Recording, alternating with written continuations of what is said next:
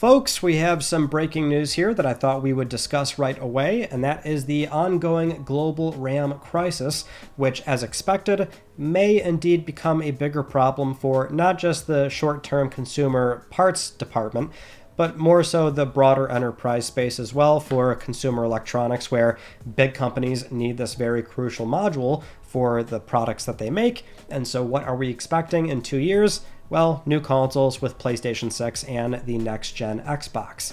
And so we had this report from Insider Gaming, Tom Henderson writing this particular article where it does say RAM price increases could see next-gen console releases delayed. Insider Gaming has learned that the ongoing price increase in RAM due to the rise in AI could delay the next generation of console releases. Now, further down in the article, they do say, from what we understand, the situation has led console manufacturers to debate whether the next gen of consoles should be delayed from their intended 2027-2028 release window, with the hope that RAM manufacturers will be able to build out their infrastructure to produce more RAM, thereby allowing prices to drop. And there is still the ongoing issue that the consoles we have right now may go up in pricing. We had that one rumor from Tom over on their channel, Moore's Law is Dead, about how Sony has allegedly secured more RAM in the here and now in the short term to protect the current PlayStation 5 price tag, which had already gone up because there's so many sort of external factors at play that Sony has not really been able to control. It's been a very fascinating and difficult console generation, where PlayStation 5, we know in particular, launched during the COVID pandemic, and that has sort of baked in a 1 to 2 year delay for the console experience and the games that are made on that console, and there was a big supply issue early on with the machine. It really didn't take until 2 years where you could really comfortably buy it. 3 years, depending on how you want to phrase it, right? So there were some early bundles in 2022 that were in stock for pretty much a decent amount of time, but that's neither here nor there. The point is, this is a crazy story because, well, the thing is, we've been following on LTPS for a little bit now the early PlayStation 6 rumors, and I still feel very, I feel a lot of conviction in this idea that, the roadmap very much is 2027 holiday season. That is, we can debate all day, every day about how short the console cycle may have felt, or that it wasn't really hitting its stride, or there's, the games take forever to come out. We can debate that all day, every day, but the reality is it's 7 years, and so Sony was indeed very likely planning on shipping PlayStation 6 and potentially this new handheld not too far away, but close within that 2027 holiday window.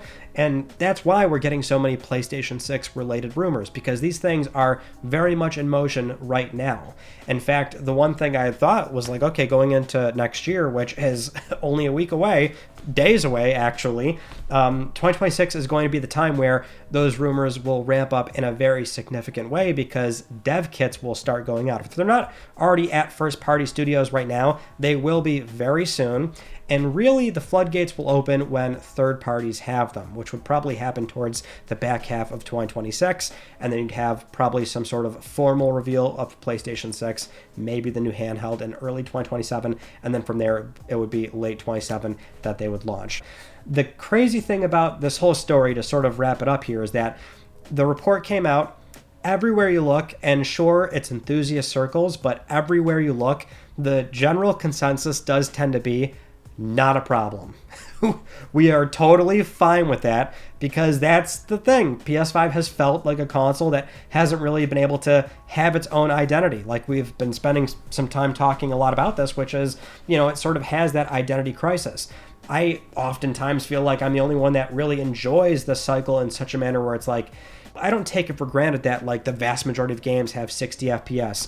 The quality of life has been a massive improvement for frame rate, no load times. I think there has been a ridiculous amount of games. First party output can't reasonably be as fast as it was, and that's not a PlayStation problem. That's a video game industry problem, where 9-figure games take 6-7 years to make. There's been some studio issues with the live service output. PS5 has had such a identity crisis for how it appears as a great console, a fantastic console. I think for some, we're still totally in that frame of mind of well, because of all these things, cool, let's just get another 1 or 2 additional years on top of what we thought might have been late 2027 for the console coming out. But I mean, the issue is going to be price. It's crazy to think that when you look at just like the retail side for consumer parts, it's the percentage increase on some of these modules is insane.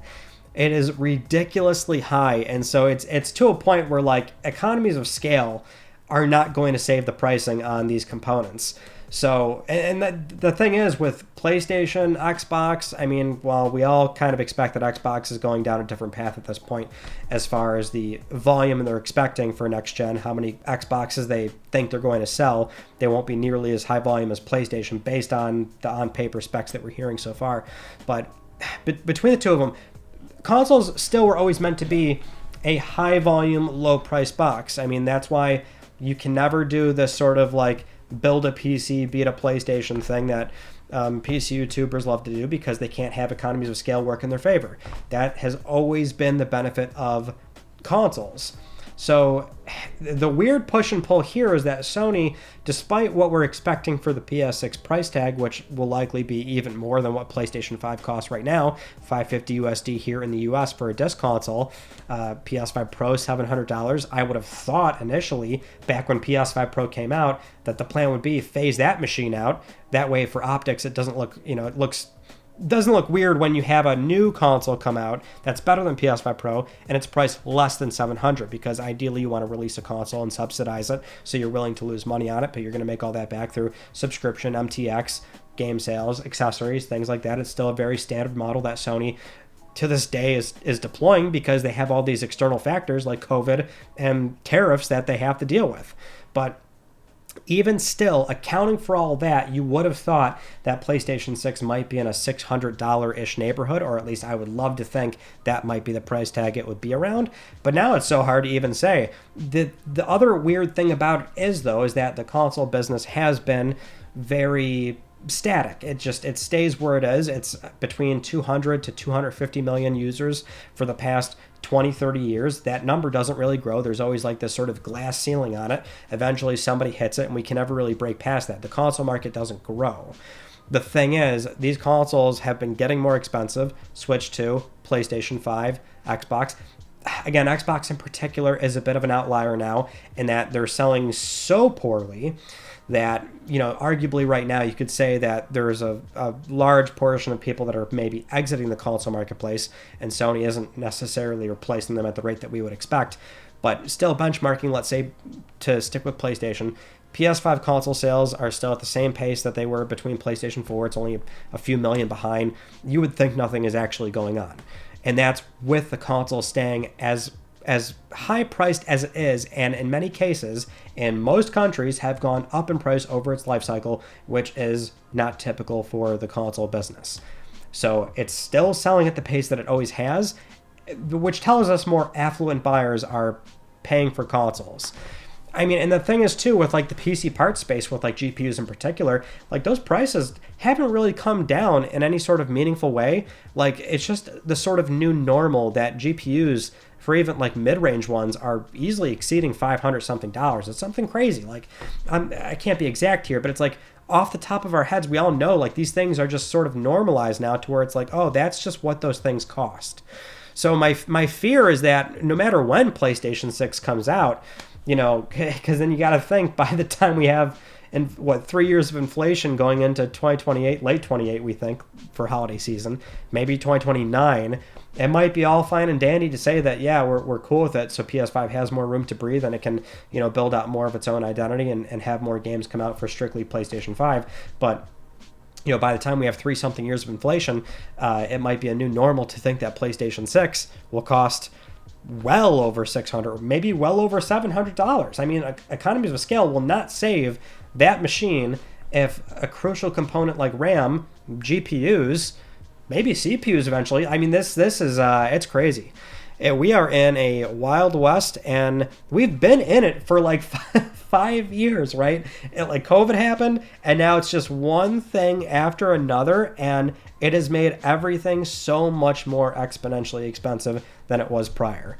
And the other awful truth is that wages have not really gone up to the same degree, so you start making some concessions on what am I going to cut out of my life. And for some, it seems like consoles might have been the case, but Sony right now is still selling PlayStation 5s at a very comparable rate to PlayStation 4, and it will be very interesting to see how this year plays out, especially with PlayStation 6 rumors. Tom Henderson in particular has always been very reliable as far as some access on the PlayStation side of things for the product roadmap and PlayStation 5 Pro. So we could see some pretty well-sourced articles probably coming out of Tom. We'll see what happens from Tom from Moore's Law is Dead on that side as well. But again, like if dev kits start getting out there, that's when you'll see even more of this stuff happen. It's just, what does that timeline look like now if there is a very real possibility that we can tack on an additional year for when we expect PlayStation 6? Anyway, that's it for this very unscripted blabbering. I'll see you all in my next video. You take it easy.